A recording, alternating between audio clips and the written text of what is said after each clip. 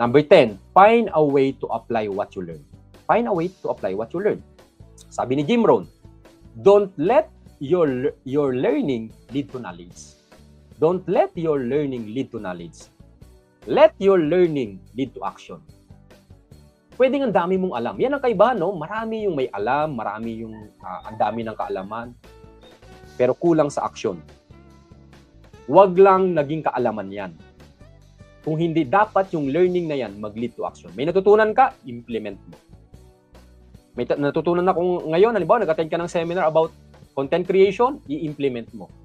Yun ang mali ng karamihan. Even sa amin, sa RRCT Realty, mga agents, meron tayong shinare na learnings, pero hindi nila ini-implement.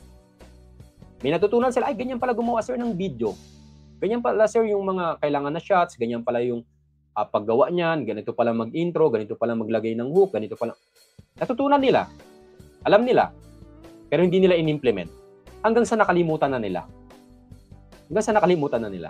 Hindi naging embodiment yung learning na yon para mag-take action sila.